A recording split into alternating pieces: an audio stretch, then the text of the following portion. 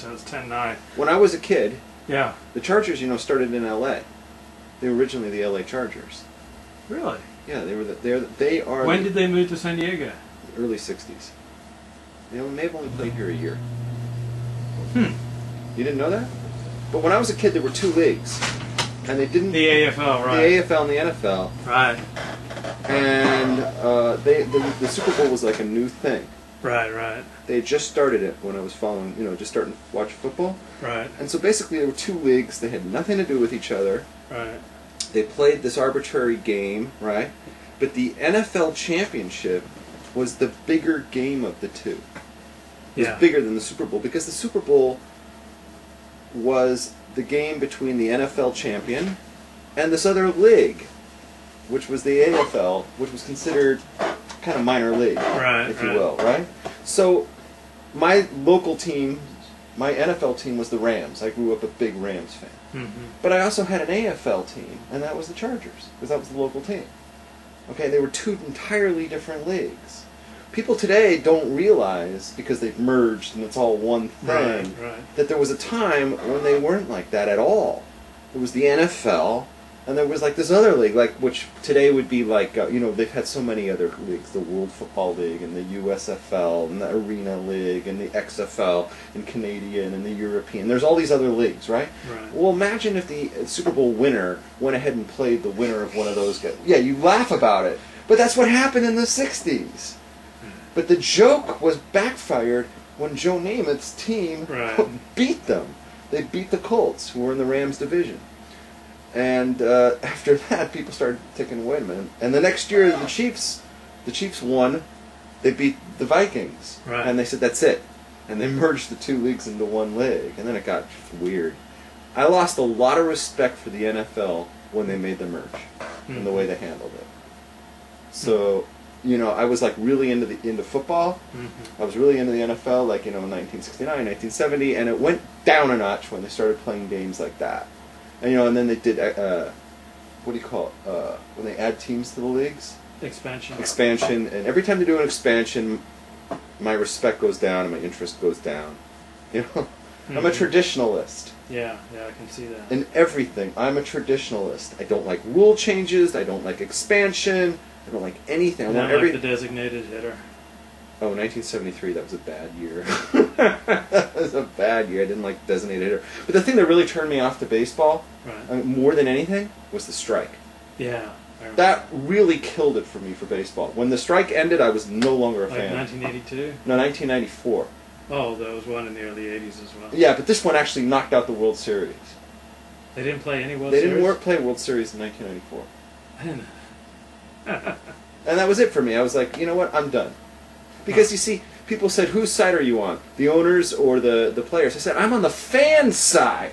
Right. And the fans are the fans are the only people getting screwed here because we're not getting a World Series. So I said, screw it, I'm done with baseball. And ever since then, I have not really been a baseball fan. My interest level, it goes up to about, it tries to go elevate, but it's not getting there.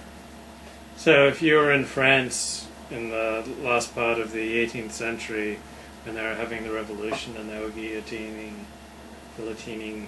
Marie Antoinette, etc., would you have been on the side of the people storming the Bastille, or would you have been on the side of the I'd just be happy to see French people getting killed. I can't stand French. So no matter, that's a win-win. I'd be fine with that. So why don't you tell us about some of the spiritual benefits of poverty? Spiritual benefits of poverty? Yeah, how you've come to know Hashem so much better as you... as you've struggled, and how you've come to see new insights in the Torah, and you just... By the way, it's after 7. We can introduce ourselves and say hello to people. Hey, I'm Levi, here with Rabbi Rabbs, and we're learning about the spiritual benefits of poverty and financial destitution, something like the amazing spiritual insights that Rabbi Rabbs has achieved through. And I'm Rabbi Rabbs, and I want to say hello, especially to shout out to all the wonderful shiksas tuning in tonight to watch me live. Hello to all of you, as that is the bulk of my audience, as you've learned.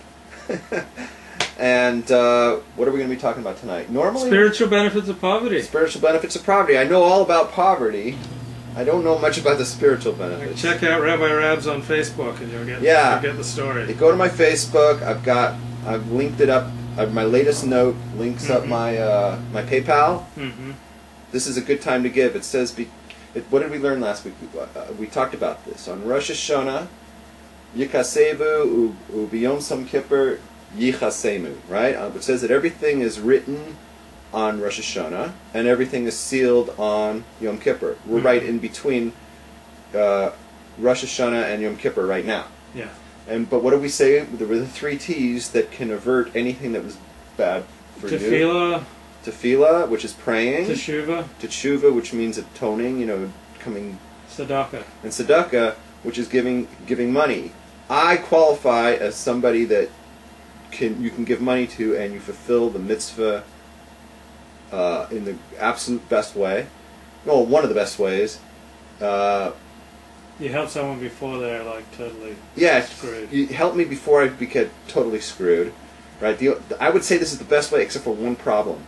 I'm going to know who you are.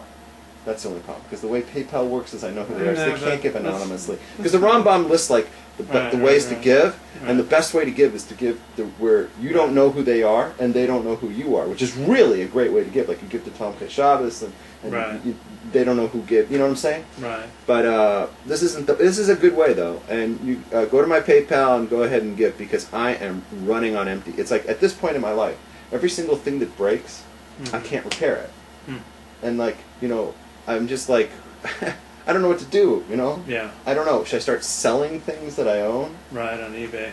Should I just sell my whole world onto eBay? Nothing's really worth anything in there, unfortunately, But it's just like anything, my shoes are going, and it's like I can't afford to get new ones. I don't know what to do.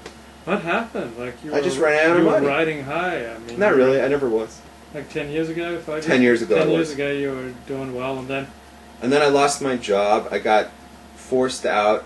Basically got forced out of the career I was in. I was doing computers. Yeah. And the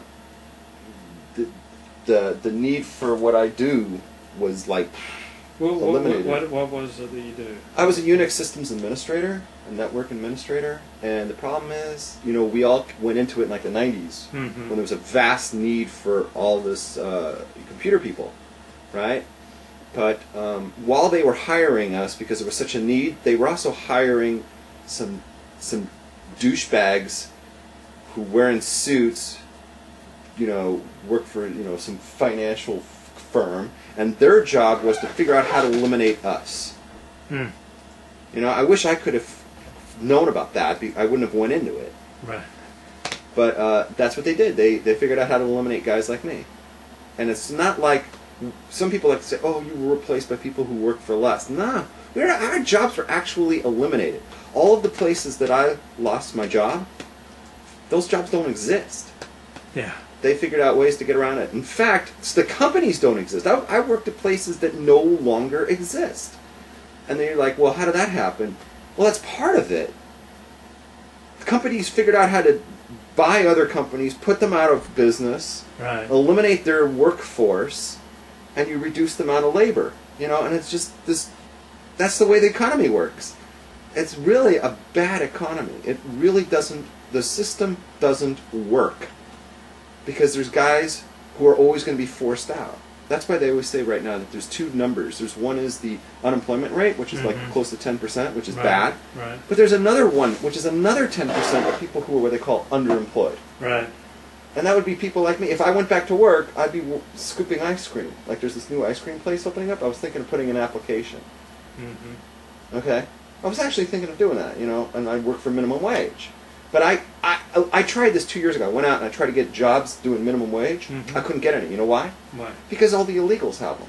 Right. All the illegal aliens come in, and they're willing to work for less than minimum wage. Right. So those jobs aren't advertised anymore, which is really frustrating. People say, oh, the illegal aliens, leave them alone because they're willing to do the stuff that nobody else will do. That's bullshit.